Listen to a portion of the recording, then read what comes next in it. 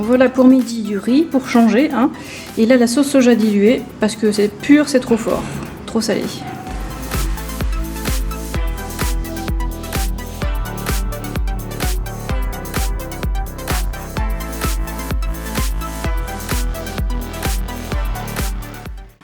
Coucou, après les repas, la foire aux questions, je sais que vous adorez ça. J'en reçois beaucoup de retours positifs parce que vous aimez bien voir les repas et puis les réponses aux questions. Alors on continue. Que penses-tu de l'arrêt total de l'huile ?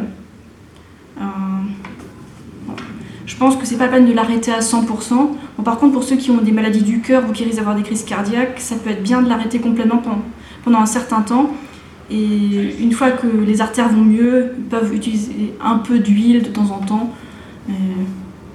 Même moi-même, hein, je consomme un peu d'huile de temps en temps quand je mange au resto et tout ça, donc je m'en prive pas totalement. Mais si vous avez des problèmes cardiaques, essayez de l'arrêter juste pendant, je sais pas, quelques mois.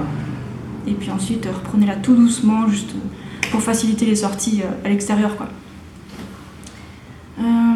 Que penses-tu des monorepas ? Alors la personne qui a posé cette question, elle a des pommes excellentes qui sont locales. Je pense que c'est très bien les monorepas de fruits, si vous avez la possibilité d'avoir assez de fruits. Et s'il y a des pommes excellentes, oui, à fond. Hein. Un petit déj seulement des pommes, c'est super sain, ouais. De ne pas faire de mélange, c'est beaucoup plus facile pour la digestion. Ouais. Donc pommes ou bananes, ou des fruits qui sont quand même assez denses pour que ça fasse un repas, quoi, qui a assez de calories, quoi. Donc ouais, c'est très bien les monorepas. Après, les monodiètes qui durent plusieurs jours, je suis pas une grande fan parce que j'adore la diversité. Mais bon, du moment que vous arrivez à tenir et que vous avez de l'énergie, vous pouvez continuer. Bon, après, ça sert à rien de faire ça pendant toute l'année. Ça sert à rien du tout. Mais pendant des petites périodes, pourquoi pas, ouais. Ensuite, le riz est-il la seule céréale que tu consommes ? Que penses-tu du quinoa et du maïs ? Alors là, je suis en Asie, donc le riz, c'est le féculent le plus facile à obtenir, le moins cher. Donc, je mange beaucoup de riz, oui. Une fois par jour, je mange du riz et puis ça va, j'aime bien. J'étais pas une grande fan de riz à l'époque, mais maintenant, à force d'en consommer, ouais, ça se passe bien. Et ouais, si j'étais en Europe, je pense que je mangerais quand même pas mal de riz, mais aussi d'autres féculents selon le prix et mes envies, quoi. Et ici, quand on veut autre chose que du riz, il faut payer un peu plus cher, mais bon, ça va, c'est pas cher du tout. Donc, quinoa et maïs. Alors, quinoa, c'est très cher, pour un féculent, mais c'est super sain le quinoa. Hein. Donc pourquoi pas, hein, si vous avez des sous, c'est cool. Et le maïs, je sais pas sous quelle forme le manger. Ouais, c'est très bien le maïs aussi. Hein. C'est un féculent qui est plutôt traditionnel pour le Mexique par exemple, d'où il est originaire. Donc ouais, pourquoi pas, selon l'endroit du monde où vous êtes, prenez les féculents qui sont dispo sur place, les moins chers, les plus locaux, quoi. Ouais, carrément. Ensuite, Paul va-t-il apprendre le français ? Are you going to learn French ? Non. Ok, il a dit non. Et si vous avez des questions pour lui, vous lui posez directement ça sous sa chaîne en anglais, et puis peut-être qu'il va vous répondre. Ouais. Non, il répond toujours aux questions. Hein. Ensuite, est-ce que tu es devenue végane d'un coup ? Non, ça m'a pris 2 ans. Ouais, j'avais un mental un peu faible, et puis je n'osais pas me faire remarquer, et puis c'est bête, hein, mais... Et avec le temps, j'ai appris à m'assumer, et puis avoir un peu plus de caractère, et faire les choix qui sont les plus justes. Donc ça m'a pris 2 ans, le temps d'arrêter tous les produits animaux. C'est long, mais bon, c'est comme ça. Donc je comprends si vous avez besoin d'une transition, voilà, faites au plus vite. Je ne comprends pas. And I'm too lazy to learn French.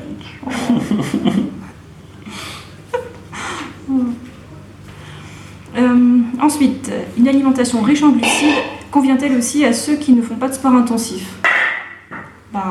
Oui. Après, on adapte la quantité de calories, mais oui, une alimentation riche en glucides est aussi adaptée à ceux qui ne font pas de sport. Par exemple, les recommandations du Dr McDougall et des autres médecins qui proposent les mêmes recommandations, c'est fait pour des cinquantenaires ou des gens qui sont plus âgés, des retraités, des gens qui bougent plus, qui sont assez sédentaires. Et donc ça marche très bien sur eux, c'est très bon pour leurs artères, leur cœur. Et ouais, ils mangent à volonté, puis la faim, de toute façon, elle s'adapte... la faim s'adapte à notre niveau d'activité, vous en faites pas. Hein. Là, je mange beaucoup parce que je fais du sport tous les jours, mais si je faisais moins de sport, je mangerais à peu près la même chose, mais au lieu de prendre 3 bols de riz, j'en prendrais qu'un, voilà, pour une idée d'ordre de grandeur. Okay. Il y a encore toute une page là. Quelqu'un qui me dit « Je me sens bien après 10 raclettes de suite ». C'est mauvais signe et je suis pas... Peut-être que je suis beaucoup trop habituée. Alors à l'époque, il y a longtemps, quand je mangeais des raclettes, c'était toujours moi qui mangeais le plus de raclettes. Et en fait, le fromage fondu, ça passe tout seul, je sais. Et si on y pense, le lait, c'est du lait de vache qui est fait pour le veau.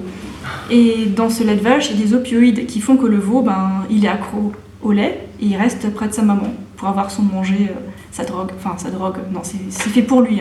C'est parfaitement adapté pour le petit veau. Donc, est-ce que tu es accro au lait? Je pense, oui.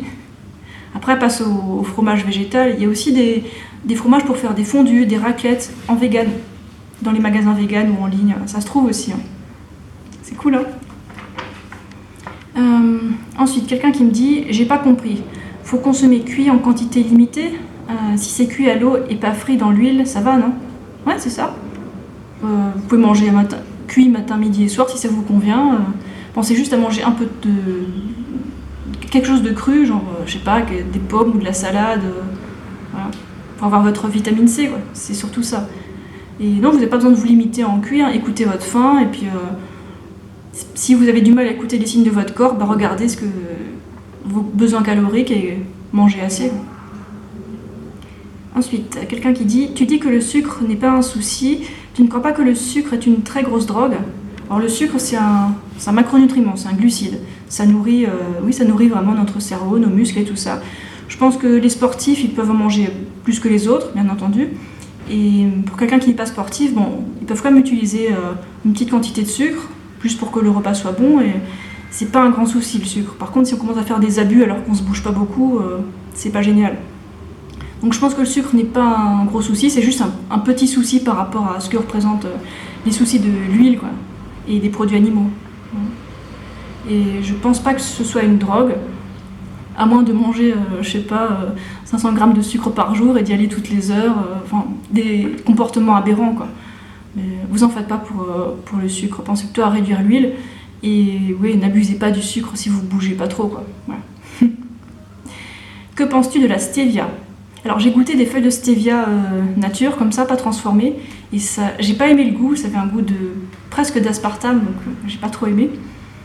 Donc je sais pas trop quoi en penser. Bon, si vous aimez bien, pourquoi pas.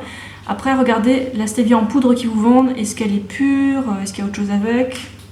Bon. Enfin, moi je consommerais plutôt d'autres types de sucre, quand on parle de sucre. Donc féculents, fruits, et puis des sucres raffinés qui ne sont pas du sucre blanc. Et bien sûr, pas de faux sucre. Très important pour votre cerveau. On continue. Pour une personne en léger surpoids et non sportive, est-il possible d'avoir une alimentation riche en glucides et en sucre et ne pas grossir, voire maigrir? Ouais, j'ai déjà un peu répondu à tout ça. Après, oui, l'important pour perdre un peu de poids, et donc une alimentation riche en glucides, pauvre en graisse, et pas manger le double de nos besoins en calories, quoi. Voilà. Et essayer de se bouger un petit peu, pas besoin de faire du sport à proprement parler, mais au moins marcher, faire, une demi-heure de marche au moins par jour, j'ai même 1 heure au total dans la journée. Moi. Marcher, au moins marcher. Si je faisais pas de sport, je ferais au moins de la marche. Je ferais plein de déplacements à pied comme ça, parce que ça fait beaucoup de bien au cerveau, et puis ça muscle un peu les jambes, ça brûle un peu de calories. Et marcher si vous voulez pas vous bouger. Ok. Quel complément prends-tu? B12, oméga 3, vitamine D. La B12, oui, ça fait depuis 2014 que je me supplémente. C'est vachement important pour tous les végés, donc vegan, végétalien, végétarien, super important. Et d'ailleurs, il y a aussi des omnivores qui ont des carences de B12, donc c'est quelque chose à vérifier. Donc oui, je prends de la B12 régulièrement. Et si vous voulez... B12, yeah. B12. Yeah. Donc allez voir sur le groupe Facebook Vive la B12, il y a plein d'informations très détaillées, donc vous pouvez voir ça. J'ai fait aussi une vidéo sur la B12 qui s'appelle La vitamine B12 chez les végés, et ils ont aussi un site vivelab12.fr. Allez voir. Pour les oméga 3, je prends rien, j'ai jamais rien pris. Et la vitamine D, j'en prenais en hiver quand j'étais en France parce que l'ensoleillement n'était pas suffisant. Alors, Faites attention quand vous achetez des compléments d'oméga 3 ou de vitamine D, souvent ils sont d'origine animale, et il y a des vitamines D végétales à base de lichen boréal qui existent, donc allez voir sur internet, il y a plusieurs marques. Vitamine D3 à base de lichen boréal, donc tapez ça comme mot-clé, vous en trouverez plusieurs. Il y a 3 marques à ma connaissance. Et les oméga 3, par contre je connais pas du tout les marques, allez peut-être demander à quelqu'un d'autre qui en prend. Sinon, au lieu de prendre des oméga 3 comme ça en complément, prenez peut-être plutôt des graines et des noix, celles que vous aimez. Une petite poignée de graines et de noix de temps en temps, plusieurs fois par semaine. Vous êtes tranquille. Ensuite, ta consommation de lipides influe-t-elle sur tes règles? Ouais, j'ai remarqué ça, ouais. Bon, quand je suis devenue végétalienne, donc j'ai beaucoup diminué mes apports en graisse, et puis mes règles ont diminué en durée, et maintenant je sens même plus quand elles viennent, enfin, il n'y a plus de douleur, je sens quasiment rien. Et en tant que végane, quand des fois j'ai des périodes où je mange un peu plus de graisse, je sens que mon premier jour de règles il est un peu douloureux, mais j'avais plus l'habitude. Et en fait, les douleurs elles reviennent un peu dès que je commence à manger gras. Essayez chez vous et puis vous me direz des nouvelles. Tu manges peu de pâtes, qu'en penses-tu? Ouais, je pense que les pâtes c'est bien. Après, j'en mangerai pas à tous les repas non plus parce que bon, c'est un produit transformé, c'est de la farine mise en forme, de la bouillie mise en forme. C'est pas des aliments super complets, mais oui, c'est une possibilité. Donc ouais, j'en mangerai plusieurs fois par semaine sans problème. Même des pâtes au gluten. Après, je préfère le goût des nouilles de riz parce que je sais pas, le goût est bien meilleur et puis en plus c'est sans gluten donc c'est cool. Bon, si vous aimez bien les pâtes, ouais, vous pouvez en acheter et puis en consommer si ça vous plaît, quoi, avec une bonne sauce sans huile. Que penses-tu des produits d'hygiène intime, ceux qu'on trouve en pharmacie? Et qu'est-ce que je pense du lavage à l'eau sans savon? Alors moi je pratique le lavage à l'eau sans savon et de temps en temps, ouais, une fois par semaine j'utilise du savon pour me laver la mounette comme elle dit Laetitia. Et pareil pour le reste du corps, en fait, je n'ai pas d'hygiène différente pour entre les jambes et puis le reste de la peau. Et les produits d'hygiène intime, je m'en suis toujours méfiée et je vous déconseille d'en utiliser en fait. Et je sais, ça a l'air très clean, très médical tout ça, mais je me méfierais. J'ai pas envie de sur-stériliser une zone pareille. En fait, quand on utilise trop de produits aseptisants, on tue aussi les bonnes bactéries. Et les bonnes bactéries, elles vous protègent contre les mauvaises bactéries. Donc un lavage seulement à l'eau. Et à l'intérieur, n'utilisez jamais aucun produit, seulement de l'eau. Et donc on arrive à la question suivante. Pour les soucis vaginaux, connais-tu des produits efficaces à part les antibiotiques? Bon, les antibiotiques, une fois que la maladie elle est trop loin, ça peut être utile. Mais sinon, si on n'a pas besoin d'en arriver là, essayez une gousse d'ail épluchée dans la mounette. Et c'est connu pour bien fonctionner, hein, si vous avez des problèmes de fermentation, ce genre de problème. Et je suis pas la seule à en parler. J'ai essayé donc la gousse d'ail plusieurs fois dans une semaine et puis ça marche bien. Ouais. C'était quand? C'était il y a 2 ans si je me plante pas. Ouais, quand j'ai mangé trop de fromage végétal, je commençais à avoir quelques odeurs vaginales et du coup j'ai essayé d'utiliser la solution de l'ail et puis c'est parti. Tranquille, sans produits chimiques. Donc si ça marche pour vous, essayez quoi. Je refais juste cette question parce que je l'ai mal comprise et du coup j'ai mal traité. Alors on recommence. Quelle est la meilleure contraception avec son chéri qui est contre la vasectomie? Est-ce que c'est la pilule, le stérilet, le patch? Alors tous ceux que tu as cités, ils sont hormonaux. C'est des contraceptions hormonales. Et moi j'ai pris la pilule pendant 10 ans. C'est long et puis il y a des risques de santé avec la pilule et puis avec les traitements hormonaux. Donc le mieux ce serait encore de se débarrasser de tous ces traitements hormonaux et de trouver une autre solution. Et la vasectomie c'est la meilleure solution. Bon sinon il y a encore la stérilisation, c'est possible. Qu'est-ce qu'il y a d'autre? Il y a toutes les méthodes genre symptothermie, moniteur de fertilité, mais c'est pas super fiable parce qu'on n'est pas réglé 100% tout le temps pareil et il peut y avoir des variations dans notre cycle et ça peut être un peu risqué d'avoir un moniteur de fertilité ou alors de faire la symptothermie. Ça peut être bien mais après il y a quand même un sacré risque de tomber enceinte. Hein. Voilà. Donc à toi de voir avec ton chéri et puis allez, courage, je suis pas toi, mais en tout cas, ce que je ferais moi, ce serait certainement aucun traitement hormonal. Et je pense que je serais peut-être encore en train d'utiliser le moniteur de fertilité maintenant si j'étais pas avec un mec qui allait faire une vasectomie, quoi. Voilà. Puis les préservatifs, c'est vachement polluant, et puis je pense pas que c'est une solution à long terme. C'est une super solution à court terme, mais à long terme, bof.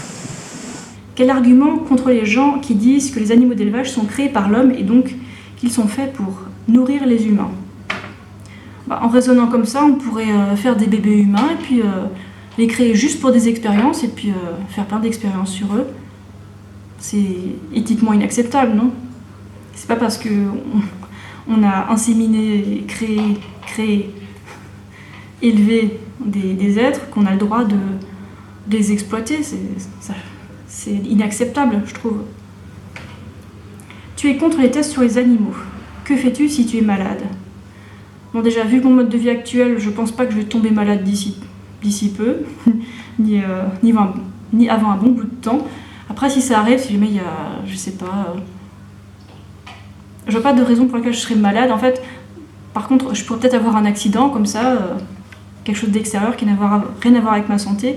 Donc dans ce cas-là, j'irai à l'hôpital et puis qu'ils utilisent les produits qu'il faut pour pas que je sais pas, que je finisse amputée ou des trucs comme ça.